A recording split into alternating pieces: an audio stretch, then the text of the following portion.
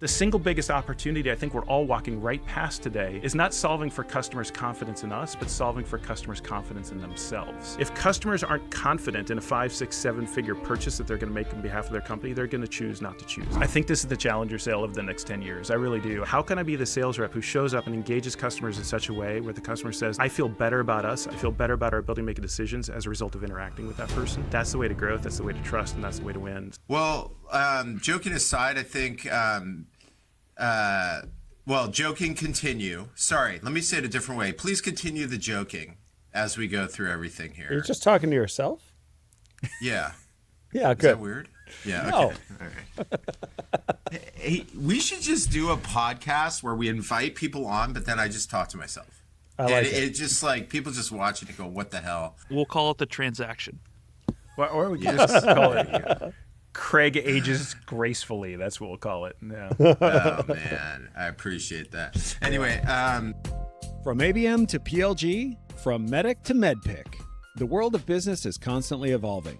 We'll cover the who, what, where, when, why, and most importantly, how you get the transaction. I'm Matt Amundson, and he's Craig Rosenberg.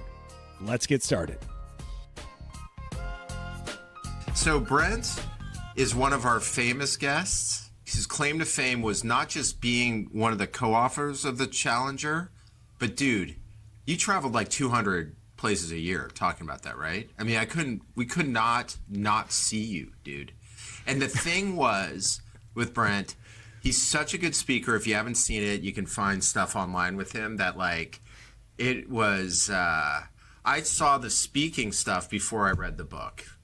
And like the book's great, but like the speaking's amazing. And then Brent, we worked together at Gartner, where he had come from CEB. He had basically started to lock in on new concepts there and to talk about sense making, which, by the way, I think is really important conversation topic as well. That was that was my first keynote at Gartner I saw you give. That was incredible. Oh, wow.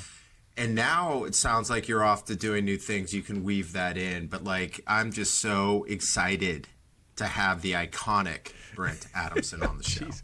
Oh, what up? You're so funny. That's like, it's good to be here, guys. The what no one knows except for Craig is like we used to call each other on, I guess, Teams, wasn't it, Craig? And at Gartner and say, "How you doing?" And he'd look at me and say, "How are you doing?"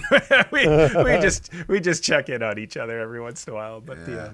My biggest worry with you, actually, Matt might be able to relate, was how many Coke was it Coke Zeros that you drank a day? Diet Coke. When the pandemic hit, I bought a fridge and put it right outside this door here, and stocked it with Diet Coke. And then when you guys remember, like in the early stages of the pandemic, no one could go anywhere, but it finally got to the point where you could like go to the dentist for the first time in a year and a half. Remember that? And I went to the dentist for the first time for a year and a half after stocking this fridge outside this door with Diet Coke and going through like 12 a day. And they said, "You realize it's like literally dissolving your teeth." It's like, okay, that's bad. So yeah. It's dissolving. It wasn't like a hygiene issue. It was literally like just pouring acid into your mouth all day long. You know what I mean? It was all day. Yeah. So I've switched to iced tea and fountain drink Diet Coke. So I've now made it so that I have to go get in the car and drive somewhere to get a Diet Coke, and hopefully that will solve that. That's good. Yeah. That's a good addiction break. I love it. Yeah, there you go. So Brent, there's a main question that we have in the show, which I'm going to ask you in a sec. Because the first thing I learned, Matt, I will stop giving you credit after I do this. Don't stop giving me credit. Don't. Oh, yeah. So this is what we call the Matt Amundson feature enhancement for 2.1 of the transaction, which is, before we go, you're a top 5 storyteller all time, probably, out there speaking.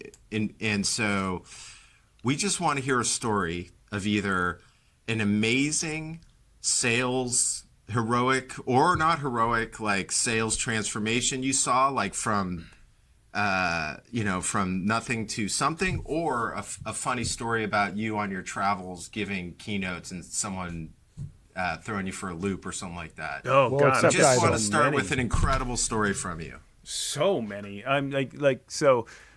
If you go to Google, don't do it right now, you guys, because you're supposed to be like interacting with me right now. But everyone else is listening. If If you go to this is, by the way, this is a true story. What I'm about to say. If you go to Google and you Google or search engine of your choice, and you search for the phrase "maggots on a plane," that's right. I just said maggots on a plane.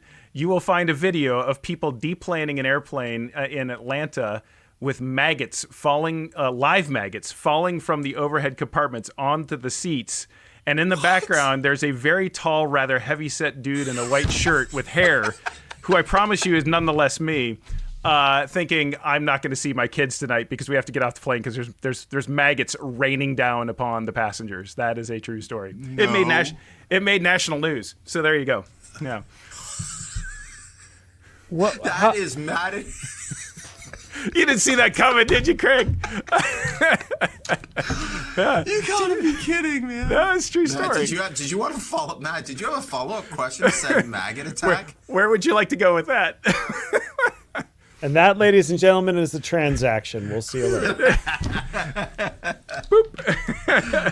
All right, so there's also the time, Craig. I've got video of this. This is before you joined us on our journey together. I'll tell you, it was Skillsoft. It was in Orlando on the stage, 500 people in the audience. Challenger wins. Here's a bar chart. It's a big stage, and there's the way this particular stage was set up is the slides were at the back of the stage. You know, oftentimes the slides are in like outriggers, right? They're in screens outside the stage, but this was the slides were. So I'm on the stage, slides are right behind me, and I figured, well, no problem. I'm going to turn around and walk over to the slides and point out this really big bar on this bar chart that I think is really cool. Little did I know that there was about a 18-inch gap between the back of the stage and the screen where the slides were being projected. And you can see where this goes. I fell off the stage in front of 500 people. And I always thought if I ever would fall off the stage, I'd fall off the front of the stage. But in fact, I fell off the back. And the two things about it are funny. One, there's video, so which I'm happy to share because it is actually as funny as you might imagine. Because I'm like in the video, I'm in frame, and then boom, I'm gone. I'm just like, I just disappear. I go straight down. But the hardest part was, Craig, is people that you know, like 10 of my colleagues were there selling because they were doing a Challenger engagement, a Challenger training, and they're in the front two tables, and they literally fell out of their chairs. They were laughing at me so hard that I couldn't get the rest of the room to come back to me and like continue on with the keynote because my colleagues were laughing their asses off at me. And so there you go. That's a good one too.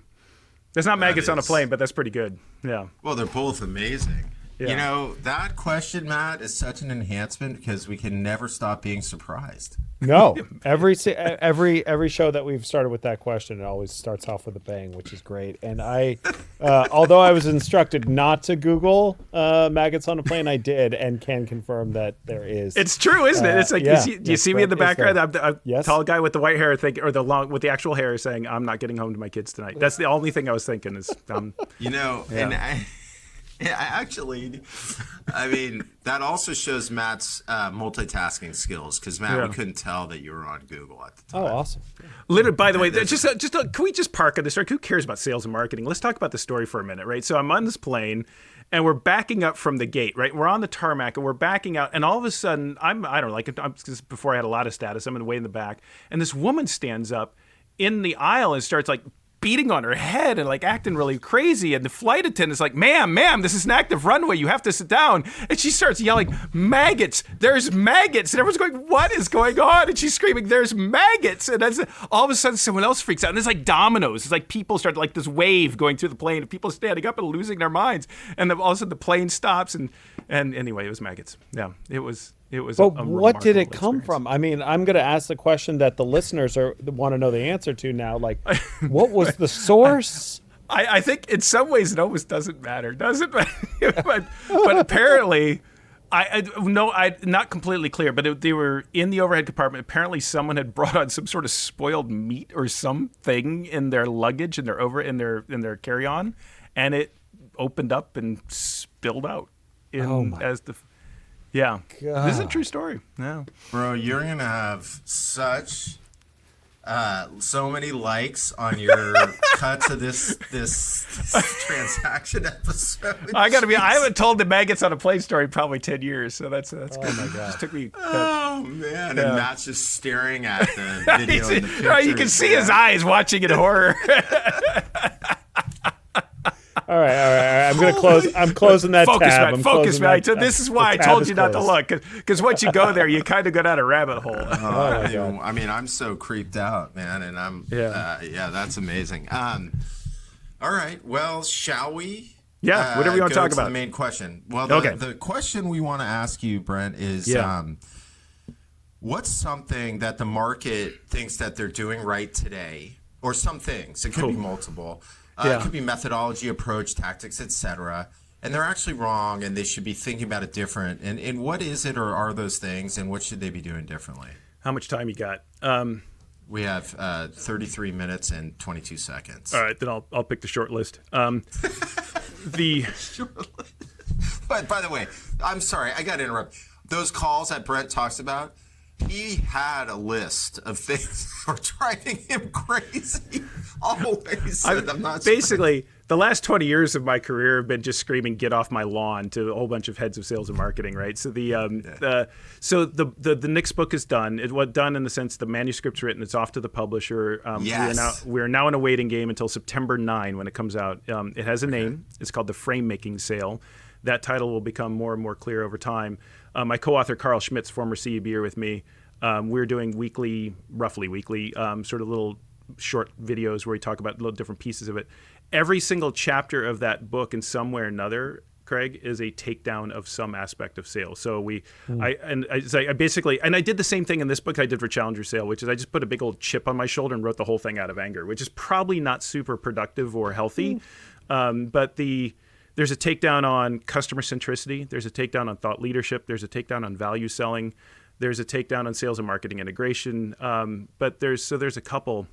I think the one I find most interesting and pressing right now, particularly in the SaaS world where you play and spend all your time, or much of your time, I should say, is this idea of value selling, because there's this idea that we just need to get, and by the way, I got to be careful. I'm not talking about the methodology specifically or any specific vendor, and there's some really smart people doing really cool things. But this whole idea, like we need to convince our customers of our value, and that's going to somehow make them appreciate who we are and therefore buy from us, is a pretty problematic statement.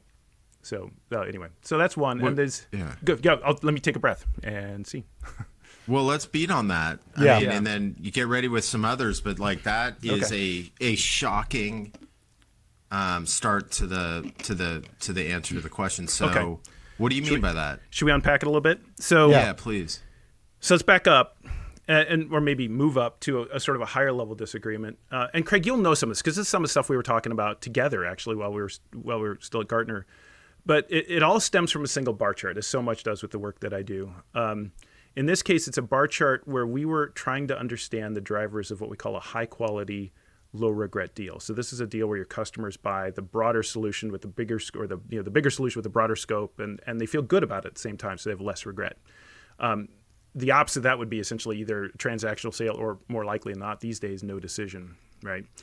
And in trying to figure out what are the things that need to happen inside a sale, either on the sales side with sales behavior, marketing side and content, or on the customer side with buying committees and buying journey map, all this. So what needs to happen in order to maximize or at least increase dramatically the likelihood of the customer making this kind of purchase of a high quality, low regret deal, therefore for us on the sales side of selling one?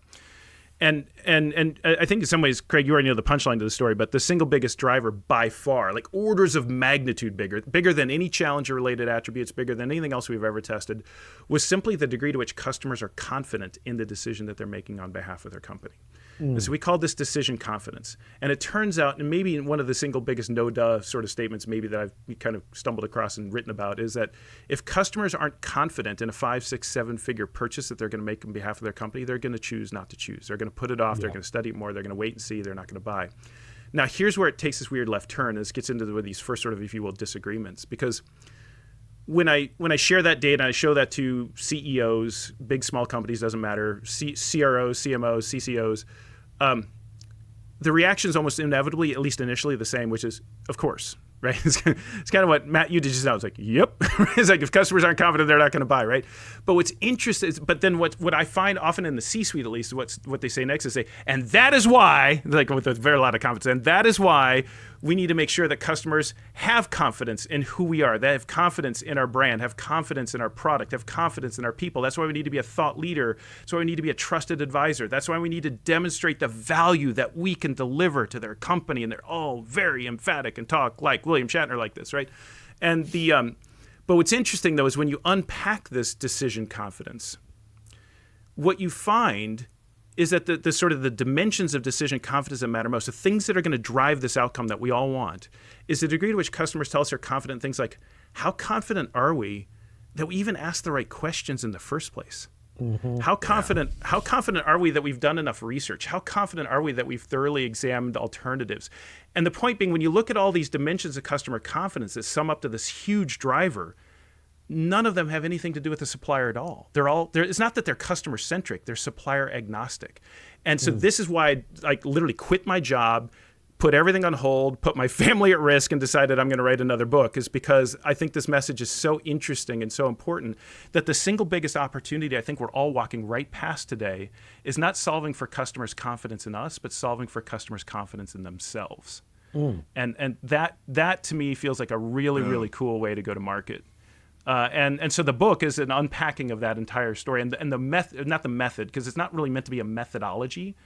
It really isn't. I promise you, I'm not trying to write the next methodology, but just call it a toolkit, a set of techniques, call it whatever you want. But what we're trying to unpack in this book is, okay, so what would the kind of customer engagement look like that is specifically and purposefully designed to help customers feel more confident in the decisions that they make in the face of decision complexity, information overload, objective misalignment, outcome uncertainty. These are these forces or challenges that are deeply undermining customer confidence today, given how buying is unfolding. And right now, most of what we're doing is either exacerbating the problem or just ignoring it altogether. And so massive opportunity, particularly for first mover. I'll tell you, and I know this sounds super self-serving, with a wink and a nod, it kind of is.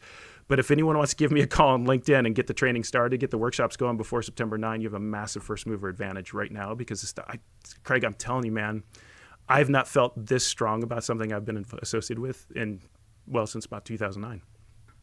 Yeah. This stuff's, it's really cool. Dibs. Yeah. Dibs. I'm calling dibs. What? By the way, actually, Matt's a good one because he's a real revenue marketer, right? Like he's inherently integrated with sales in a way that's way different than most CMO types. So what I like, let's end what the I like, show and you run off and go workshop it with Brent. All right. Yeah. We're Okay. up. All right. What I like so much about what Brent is saying is he's naming something that I've been experiencing for quite a while, right? Like we're seeing this quite a bit, not just as an operator, but when I was doing advisory work as well, which is early stage companies who do founder-led selling are really struggling to do the like booster rocket where they're like, hey, I'm going to get you into space and then I'm going to fall away and let the sales team go. And I think part of that has to do with when you're being sold to by the founder of a company, you feel a lot more confident buying the solution because you're buying it from the person who dreamed it up and in most cases wrote the code. And in most cases, has done the customer success for the first maybe a couple dozen or so customers, et cetera. And I'm seeing the most friction in the startup space in businesses that are just transitioning from founder into sales-led. And in a lot of cases, even organizations that claim that they've sort of ditched the founder-led selling are still doing quite a bit of founder-led selling. Amen to that. They 100% are. It's interesting, Matt, but when those sellers then begin to struggle, and by the way, it goes all the way up into enterprise, and this is by no means a criticism of sellers. I think a lot of salespeople have really good intentions. A lot of them have really good skills. It's just that it's not that I'm selling badly. It's customers are buying badly. They're just really struggling to make decisions.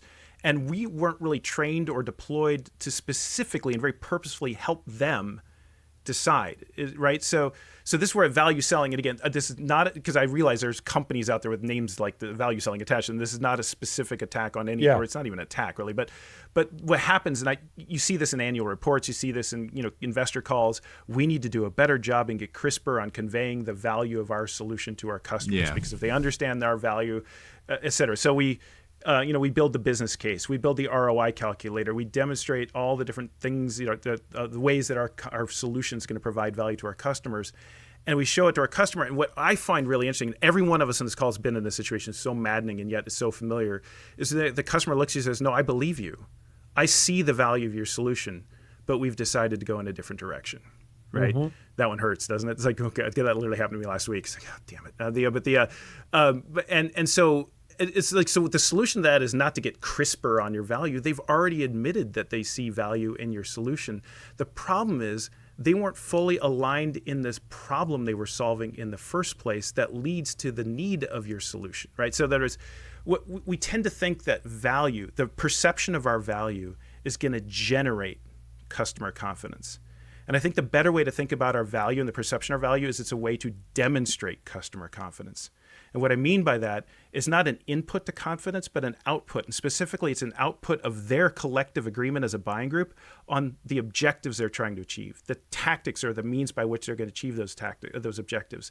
The metrics they'll use to measure those tactics. The targets they're going to set against those metrics. And the timelines they're going to run against those targets. So objectives, tactics, metrics, targets, timelines. We lay all this out in the book in a lot of detail.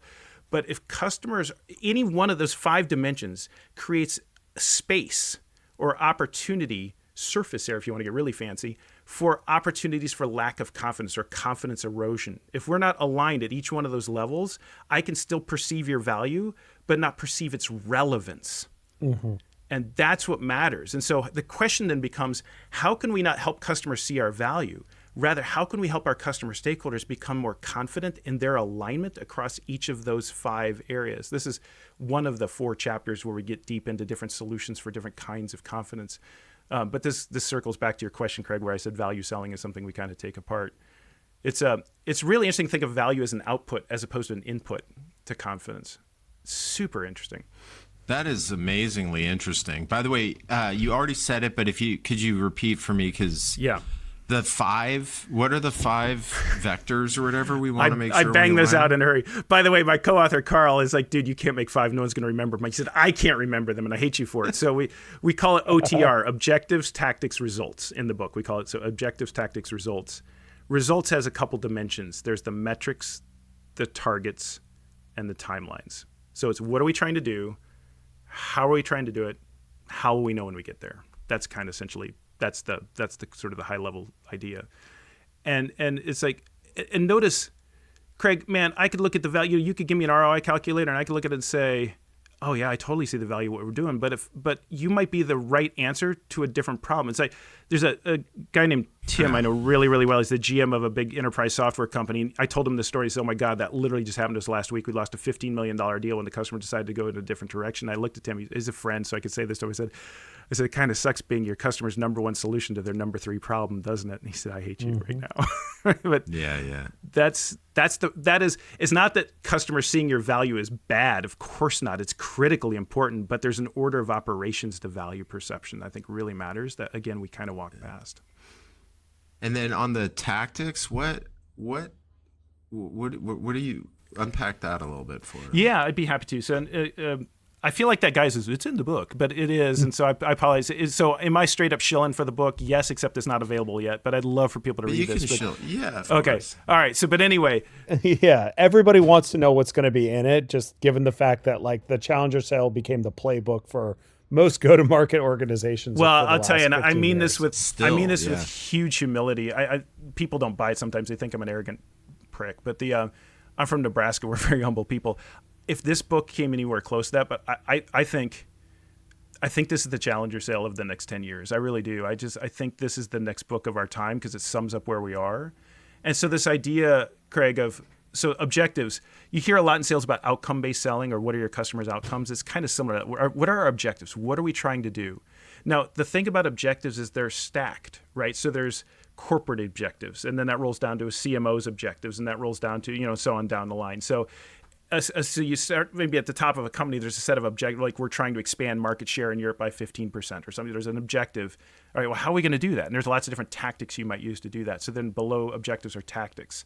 Then what happens, of course, is those tactics get passed down to someone else, and those tactics become someone else's objectives. So, like in like root causing, we ask, what are the 5 whys to get down to a root cause? This is like the 5 hows. Like, all right, that's our top line objective. How are we going to do that? Well, how are we going to do that? How are we going to do that? How are we going to do that? And off of each one of those tactics then rolls results. Okay, for that tactic, there's metrics, targets, and timelines. For that tactic, there's metrics, targets, and timelines. Yeah. I think I tried not to overcomplicate it, but I tried to capture something that feels pretty relevant to how we all think about doing business. So that's where we landed, is OTR. But the thing is, I think the thing that's so cool, man. Right? I had no fucking idea what we were getting into. Have I told you about the maggots on the plane and when I fell off the stage? But man, I thought that was going to top. I thought we had reached the mountaintop already. That is brilliant. It is actually. I love where you're going on this. Here's where it's really interesting, Craig, is that I think a lot of, and by the way, this goes back, Matt, to your point about founders. Founders just kind of get it in a different sort of way, right? But for a lot of salespeople, and again, with huge respect, it's a freaking hard job, right? But there's a tendency, at least for some sellers, to think that they're just a taker on these things. Like, in other words, well, if my customers don't have their bleep together and aren't aligned to what they're trying to do, then I guess I can just show them the ROI calculator and keep my fingers crossed and hope that they, come to want to do what I'm selling, right? But what if there was an opportunity, a means, a set of tactics, tools for you to help them align? What if you became a maker on this? So part of this chapter, I think we're in chapter 5 in this discussion. Yes, we are. So there's a whole set of tools around, customer stakeholder alignment workshops, and just like whether it's a Zoom call or it's a 2-day meeting, but how can I begin to sort of move from a seller role to more of a facilitator role and start to facilitate connections across those stakeholders? And one last, on this point, I guess one last thought, Matt, because it's the exact same thing that happened with Challenger you already said, which is people saw Challengers and my best people do this already. To which I often said, well, we know your best people do this already because it wouldn't have shown up in the data unless they were doing it already. So to be fair, and this is not dissimilar to that. Same idea, which is, I think a lot of people, when they read the Framemaking Sale, they're going to see a lot of things that feel kind of familiar. And they're going to say, oh, that's why that works, or that's what's going on, or you put a name to that. And I don't see that as a bad thing. I see that, I'm hoping people see that as a good thing, because this isn't like, here's something from Mars, let's try this completely different thing. It's rather, we're so damn close if we just understand what problem we're trying to solve for in the first place, which is customers' confidence in themselves. Then a lot of the playing cards you already have in your deck can be reshuffled just a little bit, and we can go to market with a different set of intentions. And that, it's a mindset shift. That's chapter 7. It's a mindset shift more than a skill set shift. And I think that's what's really kind of cool about this. Yeah. That is a mic droppable thing.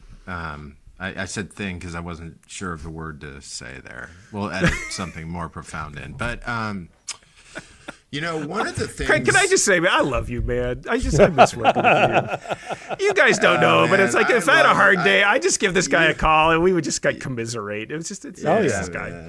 Yeah. And he would be drinking Diet Cokes. And like, dissolving my teeth. Yeah. That's a callback. Toothless. I'd be talking to a toothless genius from Virginia, Nebraska. Yeah.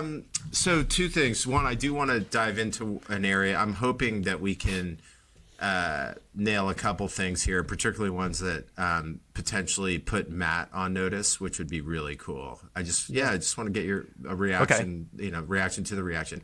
The one thing, by the way, on I've always felt like when you guys started to talk about that data and what that meant, was it meant that organizations and sales teams would have to basically admit to the elephant in the room to really help the prospect. And I think they were always hesitant to that. Like, an example of that is, look, man, you are going to have to acknowledge the competition.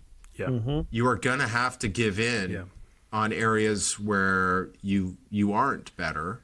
And you're going to have to provide them with tools that might expose that. That's like, the resistance to that is incredible. Yeah, understandable. And it's hard, and by the way, I think about what you just talked about with the Challenger, because I'll just give you guys a funny story. So I was doing a sales training, and it was this, just with all due respect to all salespeople, but this guy was a classic non-leader. He came out of hitting his number, was doing a startup sales leadership thing. And I said, well, he was in like a market that was totally saturated and frankly had a bad rep. And I said, well, then, dude, you should go to market and tell everyone ... market doesn't work, right? It's broken. And here's why. And here's why we should have a conversation. And he said, well, why would I do that? I'm in that market. I said, bro, you've got to think, if the market hates that category, why would you say you're in it? And you'll have no chance to break out of their decision issues. And someone there, by the way, is holding that perception along the way. And those are both just examples of it does take guts. Yeah, it does. And then when you talk about a mindset shift, there's guts. There's guts from the CMO, from the founder. I think CMOs gravitate to this stuff a little better. But like, a lot of times it's the reps. And I do agree, the good reps are always helping. They still, though, there's a hesitancy, like, what is this going to look like in this positioning exercise? And you should think about that, but sometimes you gotta, to truly help them, you're gonna have to admit that there's others in the market and they do some good things, and like helping them make that decision. I think people get caught on that all the time. Yeah, because they have one call where they deposition the competitor, and then the competitor still wins. They say, well, I depositioned, I convinced him or her, and it's like, anyway. Matt, were you going to say something? Well, my thought was always, especially when we were using the tenets of Challenger Sale at various organizations where I worked, it was never, we didn't need to train the people that already did that work. What we were always trying to do was, how do you replicate those people? How do you make all the other reps like that person? And it's hard to sort of pinpoint. And that's why talking about putting a name to the things that we know are true is a really good way to zero in on what are the tactics that these people actually deploy in their sales cycle that can be repeated. Because I think in so many cases we go, well, there's this great sales person and they're just such a natural. They just get it. They're just such a natural. They have a way. They understand the buyer, or they have the deepest subject matter expertise. They know when to push. They know when to pull. They know when to executive align. Blah blah blah blah blah.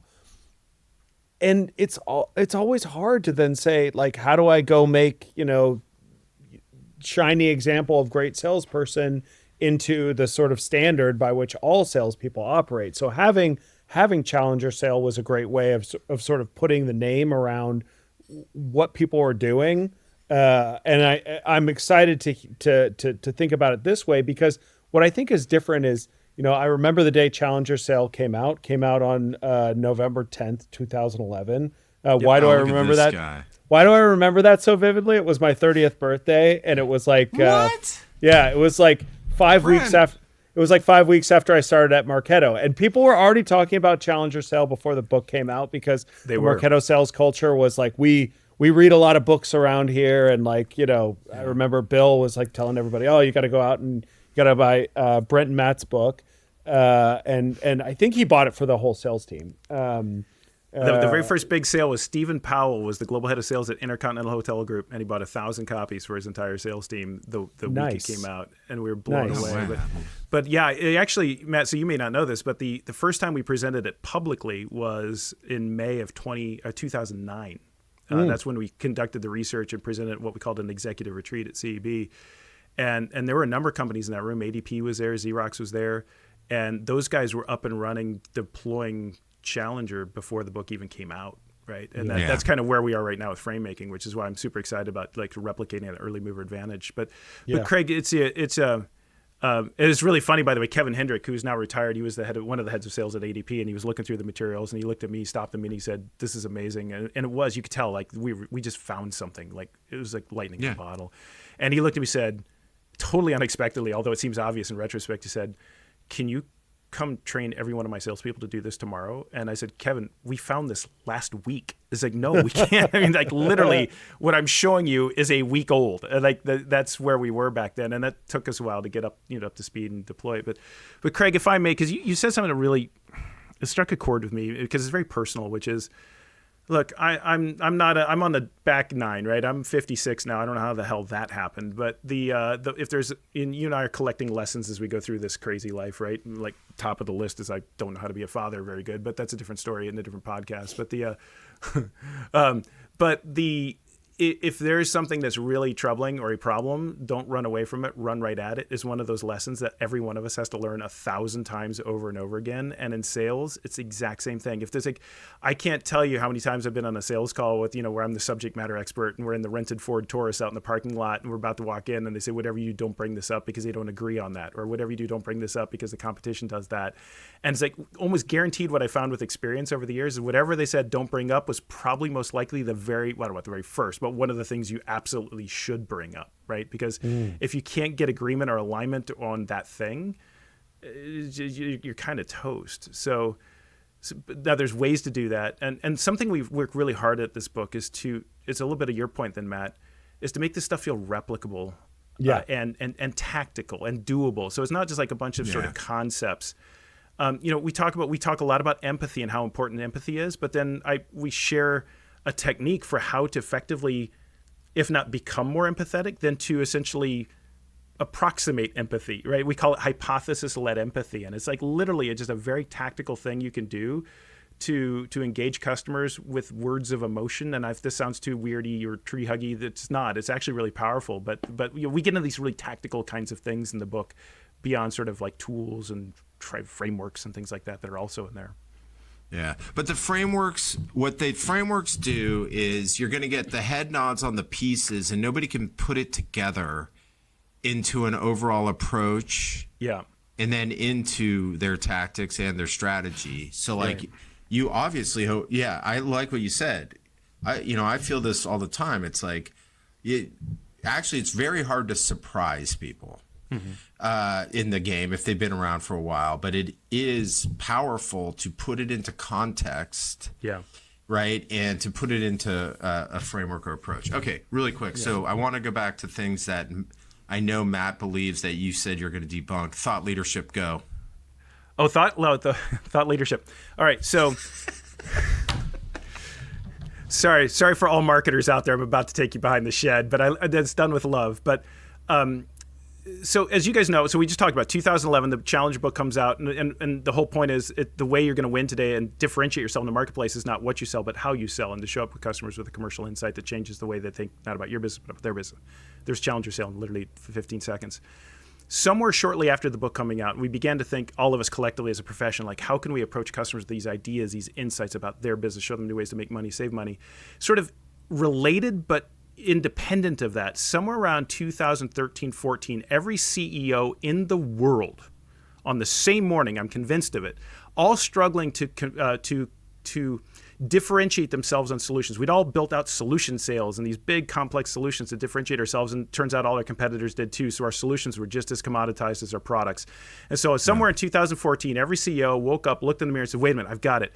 I know how we're going to set ourselves apart in the market. I know how we're going to stand out. We're going to become, wait for it, a thought leader. And if we can become a thought leader, if we can demonstrate to our customers that we have smart things to say, that we have deep expertise, that we can help them with their mission critical priorities, that we're the better positioned, smartest people in the world, they'll come to us first with their toughest problems to solve.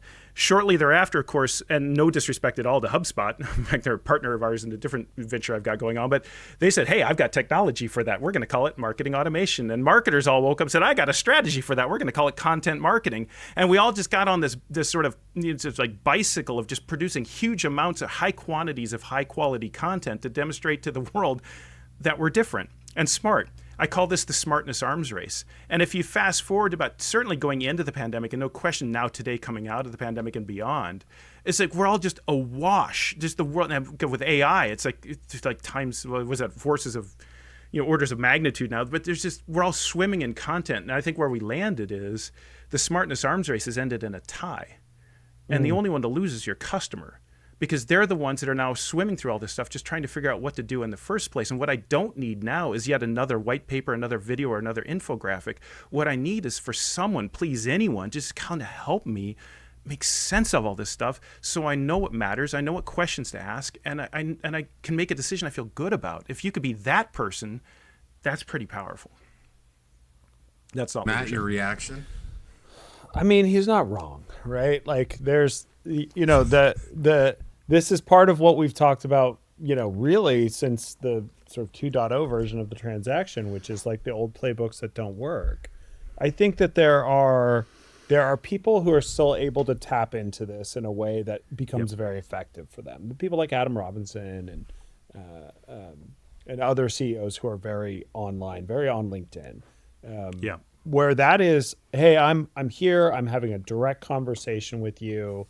The format is significantly shorter. I'm basically going to make like a single point, and then I'm going to jump out and I'm going to leave it open-ended so you guys can have a discussion around it. That works really well. That's like the social CEO brand that I think works incredibly well. And then in a reality, that's just kind of a flavor of thought leadership or of content marketing. It's just kind of the flavor of the week right now. But I think every time I'm at a brand or I'm working with a company that's like, hey, we're going to do an ebook, like my eyes roll, because I'm like, I just don't, who's going to read this? You know what I mean? Like, right. Who's going to read like, you can make it, and you can make it as long as possible, as long as there is a 1-page summary that we can post on social that people can be like, okay, cool, I can read and know everything that's in there in 30 seconds or less, because that's what people want to do today. So I think it's what I find has become sort of crazy about the content marketing race is that people don't, in my opinion, people don't value the customer success story anymore the way they used to. And I think the biggest question that I would ask, and maybe this is all the reason to buy the book, and everybody should buy the book, for Christ's sake, everyone should buy it anyways, but is what are the right tactics to establish confidence in buying nowadays? Because before we'd say, hey, don't listen to us, trust our customers. And, my strategy for years was to improve the voice of the customer and all the content that we created. So it didn't seem like we were just a bunch of blowhards. But even now that feels like a little bit like people are putting that stuff at arm's length too. Just saying, oh, well, if you created this on behalf of your customer, you're going to create it to sound however you want it to sound. Exactly. Welcome, by the way, Matt, to Chapter 6, right? So Chapter 6 is this idea of outcome uncertainty. And if customers are uncertain around the outcomes they're going to achieve with your solution, even if they see the value in it, they're less likely to buy. And the dynamic here that I think is really interesting is exactly what you said, is the customer testimonial. Like, you get lots of customers to testify. And what we find with a lot of companies today is they'll believe you. They'll say, no, I believe that your 5 other customers got that amazing value, but we'll screw it up. We'll find some way to mess it up. Do you know what I mean? This is why we can't have nice things. And it's not that they don't believe you or trust those other companies. They don't trust themselves, and they don't trust their own organization. So now again, it's not that you shouldn't do those things. I'll be careful. I'm not trying to throw anything under the bus. I'm just thinking order of operations and how these things all kind of fit together. Again, when you start putting things through the lens of solving for customers' confidence in themselves, then things start to do so in this world. Some of the solutions we talk about here is, how can I, it might be, for example, something relatively straightforward and simple is to bring your implementation team to the sales meeting prior to the closing of the sale and map out with customers, with their people, and actually, just like we do like a sort of a sequence of events on a purchase, you might do a sequence of events on an installation. Who's going to own it? What are the dates? What are the checkpoints? And reassure them, you got this and we got you. You can do it, we can help. This old Home Depot thing, right? So in other words, it's not like, look at all these 5 other companies that did something you can't do. Doesn't really help. I don't think you don't do that, but you got to solve for their perception of you can do it too. Do you know what I mean? And and I think, by the way, we've offered for each of these different dimensions of challenges and frame making in the book, we've offered suggestions. What I'm excited about is people reading the book and saying, here's another idea. Here's another way to do that. Here's another way to do that. We collectively as a profession begin to build out a whole just repertoire of tactics. We just scratched the surface and we ran out of words at 75,000, right? So there's a number of different ways you might solve for that. But full stop. I think it's a super interesting. I think by the way, there's somewhere else in the book. I don't remember. It doesn't matter where because you can't get a hold of it yet anyway. But we also talk about customer testimonials. Something I saw from another company a number of years ago. I think is really, really smart. Is rather than using your customer testimonial to testify to how great you are, use your customer testimonial as a buying coach. This is actually in Chapter 3. So what if your customer who's happy with you sits down with a prospective customer, and instead of saying, oh my God, these guys are great, you're going to love them, here's how much they generate for us, rather say, hey, you know what? So we bought this solution about a year and a half ago, and let me tell you, it wasn't easy. And if I had to do it all over again, here's 2 different things I would do differently to make it easier to buy the solution like this. Here's the people that need to be involved. I wish I'd involved sooner. And become sort of and again, you're creating social proof, you're creating connection, community around not how great we are, but I'm creating community around how to help you feel good about your ability to get this done. That's another sort of aspect of customer testimony is like super interesting. Yeah. Yeah. Yeah, I think, but man, there's a lot to unpack. Just going back to the thought leadership thing. It's really rich, I wanna Craig. get- There's a lot yeah, here. Should Let write me a get your book about reaction. it. I know. Yeah, you know what, Brent? I have an idea for a book for you. I want us to sort of figure out, going back to Matt has twice brought up the founder and like that personal aspect. Yeah. Like, well, what's your real reaction to that? Because that is, in Matt and I's world, sort of advising young companies in what he's doing right now. What we found is I don't think this is different to what you're talking about. I think it's something I'd like to figure out how we integrate. Is that even though it's like we sort of talked about the founder winning the deals as, I don't think we said it's a bad thing, but like something that like This is not scalable. is it scalable? Right. But like in the early stage, it's everything. And even later, like I have a guy, Tyler, here works at Salesforce. I'm like, who's the best sales rep at Salesforce? He's like, Mark. And like, and so, but what is, how does the interaction with humans, their reputation in the room, I already heard this. The reason I was going to park it, but then you brought up bringing CS in the room or services, implementation right? Which teams. I'm a million degrees in favor of that, especially, by the way, just by nature of their job and people's experiences with them, they're going to trust them more than the salesperson who's trying to push the deal over the finish line. Yeah. But like, what about subject matter experts in the sales process? The founder as like this kingmaker in there or queenmaker. How does that play into how you think about confidence building with the in this? In your framework? This is where I wish I had a bar chart per se. I think it can help a lot, and in the world you guys live in, it's also a viable strategy for a lot of the size companies you work with and support and invest in, right? Because some of these companies are such that, like, if they're doing 10 deals a year, CEO can be involved, or founder can be involved in all of them. Once you get into enterprise, of course, it's thousands and thousands of deals, and so it's a non-starter. So, but that I'm not trying to avoid your question. It's I think it's kind of a little bit, Matt, what you said about like, so your best people kind of do this already. Founders just do this instinctively, right? Because founders, at the end of the day, most of them, and I'm actually now a founder myself, is that what you really start a company is not to sell a product per se. You start a company to solve a problem, right? Or to to help the world with something. There's something that gets you jazzed enough to put a lot of risk and do this thing. And so I think it's your incentive point, Craig. I this is like the third rail of sales. We don't go there in the book. But, in talking to a founder, I have less doubt of their incentives, right? Because like they founded the company, they clearly wouldn't have done that unless they believed in solving this problem. It's like it's not that they have gravitas or experience. It's that I'm not worried about whether they're trying to get to the President's Club at Cancun. They are the president, right? That's right. So and so there's an incentive thing, there's an expertise thing, there's an intention thing. I think all that is true. I think where I kind of struggle is, so there's this belief from a lot of founders, and I've seen this front row seat, which is, okay, how do I get my salespeople to do what I do? How do I get my salespeople to act like I act? And I don't know that replicating the founder is the right way to go about this. I think there are other techniques that sellers can use to build customers' confidence themselves that are just not the same. That's this whole idea of Framemaking. So things like social proof, things that some of these techniques we've talked about already that become really important when I can't tap into what the founder just has by definition, really, if that makes sense. Yeah. I rambled a bit there, but I hope that was helpful. But it is. It's a great question. It really is. Well, I think it's, once we read the book, we can have that conversation about how we integrate those things. By the way, per your point on the founder, years ago, I remember reading this thing about how the best player on the team rarely makes the best coach. Now, there has been some debunking of that over the years, but vast majority, it's like, it doesn't work. And the point one of the guy was making is, well, yeah, because the best player, if Michael Jordan's your coach, he's like, well, why can't you just jump from the free throw line and dunk it? Right. Just do what I do. That would be better. Right. Yeah. And I used to use the Gronk example when he was jumping over linebackers. It was like, well, you don't train the rest of the team to jump over linebackers. Right. Yeah. He's going to do that. And like, that is interesting. And by the way, a fatal flaw of mine at Topo.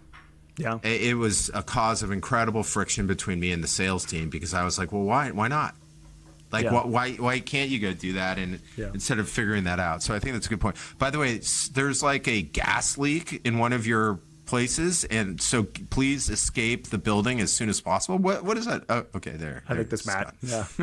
Matt was just, there was a gas leak. He's got real life going on behind him. It's all good. He's totally, dude, the guy's on vacation, so he came down to do it. He did Disneyland, Yeah. So, if it is there, as part of when you were doing it sounds like you did an angry rant right of the book, but I know you, dude. I remember I used to question you on the challenge. I used to question you on the challenge. You go, Craig, it's the data. Well, don't blame me. It's the data. You used to say that all the time. Dixon too, man. He still does that, man. We will hide behind a bar chart like nobody's business. Like, hey, you can't see me. I'm behind a bar chart. Well, and this is data. This is data driven too. But one, because I'm no longer Gartner, I don't have access to the data I had then, right? So I could cite things that are publicly available. But I miss those days when you had just data, mountains of it, and you could generate more whenever you needed. But there's something about this Framemaking Sale, and you've hopefully guys gotten a sense of this from this conversation, is there's this very human element to it as well, right? It's not just in fact, the last paragraph of the book is at the end of the day, it's not really a selling story or a buying story. It's a human story. And I end the book with a line that I actually wrote originally for the marketing symposium for Gartner the one time I keynoted the marketing symposium, Matt, it was when we were talking about these themes of help and helping customers feel better about themselves. And there's an early version of this in some ways. And I stood in front of a couple thousand B2B marketers, and I said something to the effect of the following. I said, there's never been a time where doing what's right for marketing and doing what's right for the world are more aligned than they are today. And that's pretty inspiring. And that's literally how the book ends, because I think that's absolutely true for sales as well right now. It's kind of cool. I love it. Yeah. But where I was leading, is there, before we get off, was there anybody who came pretty close to your framework already today that is a good example? Yeah. So we don't call out a lot of names just because it became easier to get the book done without naming a lot of names. But there's one in particular, and Craig, you might remember me talking about it. It was a guy named Brian Smith, who's now the CEO of Expedient, which is a cloud services company. Yeah. Brian, when I got to know him, he was the head of sales. He's now the CEO. He's literally one of the smartest and humble chief, CXOs that I've ever met. Brian's brilliant. And actually, we profiled Brian in the Sense Making for Sales article in HBR, and we pick up on some of that story where he actually, in recognizing, this goes back a little bit, Matt, to what you're saying about, like, there's so much content out there. I got to compete. What do I do? And Matt ran into this world where, excuse me, Matt, sorry, that's you, Matt, where Brian ran into the story where, they actually did what we call a content audit or an information audit. What's all the information my customers are consuming now? Where are they getting overwhelmed? What questions are they running into? And they found again and again and again, it was across every single one of their customers, they were all finding the same video series from one of their top competitors with a Fortune 50 name that everyone's heard of. And I won't say no one's heard of Expedient, but you know what I mean? It's like Expedient versus Goliath sort of thing, right? It's Goliath, he was the big one, right? So anyway, Brian's first reaction was, oh crap, we need to have a video series too, right? Because that's what every marketer, every CSO would think. It's like, they got a video series, we got to go mono, e-mono, person-e-person with video series. And they realize, wait, that's going to cost money, it's going to take a lot of time. And at the end of the day, everyone's still going to find that video series. So he said, instead of running away from it, Craig, let's run right at it. And so he's taught his sales force to actually bring it up proactively. Have you seen this video series from Company X? And they'd name it, of course. And if you haven't, you're going to see it, and it's good. In fact, it's actually really useful. If you haven't seen it already, we'd recommend that you check it out. By the way, as you watch it, we have found in working with other customers like you that there's a couple questions you're likely to have as you watch it. Here's kind of how those questions play out, and here's sort of our take on it, right? And so essentially it's like getting ahead of not the RFP, but it's like getting ahead of the learning journey, right? It's and all this sums up, Craig, to sort of answer your question. We introduce, as I mentioned, it's more of a mindset, much of mindset as a frame, as a skill set. And we introduce this idea of what we call the frame making mindset. And it essentially is a quote directly from Brian, which I've heard him say a number of times to his entire company now. And with permission, I've repeated, I've kind of now made my own. But the first time I heard him say it, it blew me away. He stood in front of his entire sales force and he said this. He said, guys, we have one job. He says, our job is to help our customers make the best decision they can in as little time as possible. That's it. That's all I want you focused on. And inevitably, as I've heard him do this 3 or 4 times, inevitably there's someone to raise their hand kind of bravely and say, but Brian, what happens if we help them make a really good decision and they choose the competition? And he said, well, that's the second half of the sentence, in as little time as possible. If you're going to lose early. But I want to be the company that shows up specifically with a specific posture designed to help customers make better decisions that they feel good about. And he says, if we lose, then let's make sure that happens early and not late. And by the way, even if that does happen, then we'll be the first person they call next time when it comes for the next decision, because we're the only ones out there helping them. And that's who I want to be as a sales force. And I think that's why Brian's a CEO now. So he's my hero. That guy's, he's brilliant. There you go. Matt, I admit I queued him up with a watermelon to knock it out of the park with no time left on the clock. Jeez. Buzzer beater. Oh my Fucking God. Buzzer beater, man. Holy smokes. Actually, taking credit for that was so bad. I apologize, Brent. No. How about this? Brent with the naturally delivered buzzer beating story. Yeah. I mean, okay. Can I finish or leave you guys with one thought, and you can tell me if I'm crazy. This is, by the way, where I might have taken all the goodwill that I just generated with you over the last 60 minutes and just completely demolish it. Please. Especially if it's about Matt. No, but there's a version of this in the book too. But I've actually said this on stage, and I always wonder if I should say this out loud or not. But I mean it quite sincerely, which is there's a metaphor that I think is really important here, and what I'm trying to do with this book, and what Carl and I are trying to do with this book, which is I want you guys to take a minute and think about and quite seriously, think about some of the people in your life who mean a lot to you. So those relationships, people you really love, a spouse, a friend, maybe someone from the past, someone you really deeply care about, that where you've got this really great relationship, and you think about that person, you think about that relationship, and you think, I love you, and you think, well, I love you, but if you really think about what really makes that relationship great, often, not always me, but oftentimes it's like, I love you not just because I love you because I love me when I'm around you. Mm-hmm. And that to me is like, if we have one or two people in our lives at some point where we can say that to be true, is so powerful. And not to be kind of silly about it, but I think there's a really interesting question to ask yourself. What would it take to be that kind of sales professional to our customers? How can I be the sales rep who shows up and engages customers in such a way where the customer says not just, hey, wow, that guy's great or she's great, but I feel better about us. I feel better about our ability to make decisions as a result of interacting with that person. I think that's the way to growth. That's the way to trust, and that's the way to win. So that's that to me, and that's why, Craig, at the end of the day, I think it's a human story. I really do. Wow. Yeah. That's what I've been working on. Yeah. You guys as exhausted as I am. Jesus, man. Yeah, that was incredible. Amazing. Yeah. This is literally why I quit my job to do this, and I hope the world likes it because I believe in this stuff. I really do, But this is exactly what Matt was saying about the Challenger too. Like we knew it before it came out. Exactly. Like, this kind of these podcasts, like everything you said resonated with me, and it's just amazing. So I really appreciate it. And man, you're the best, Greg. Thank you, Matt. Appreciate you. This is what I do. I tell stories. I'm a storyteller. I synthesize. I put things together. I connect them and write about them. And here we are. But you guys can help me get the word out. And again, to anyone who's out there listening, we'll be talking about this on LinkedIn. We created a company, funny enough, to support all this called A2B Insight. For any of those Challenger fans out there, they'll know why we called it A2B Insight. So A2Binsight.com is where you can find the company. Again, it's easy to find me on LinkedIn. I cannot wait to see all the ways that people take this and do things with it I haven't even seen, just like they did with Challenger. I can't wait to see all the hard questions they ask that I didn't anticipate. I'm sure there's going to be a couple times where like, oh crap, I should have thought of that or didn't think of that, or that's really smart, or that's better. I'm totally humble about all of that. I just want this to be the start of a conversation, which I think will be super cool.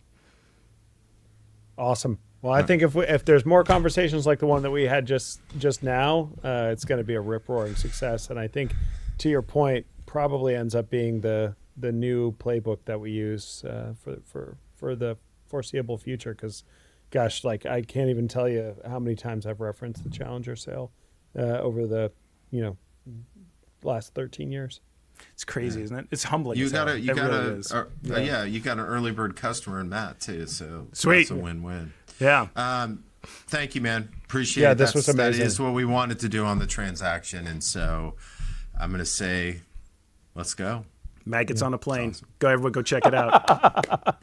Let's bring it full circle before everyone forgets, right? Let's go do it. Oh, God. Hey, man, right. That was awesome, Cheers. dude. I really appreciate it. Thanks for joining us for another episode of The Transaction. Craig and I really appreciate the fact that you've listened all the way to the end. What are you actually doing here? For show notes and other episodes, please visit us at thetransactionpod.com. Like and subscribe on Spotify, Apple Podcasts, or any other place you get your podcast from. Either you have walked away from your podcast device, or this is playing somewhere in the background. Someone in your house would really like for you to shut this off now.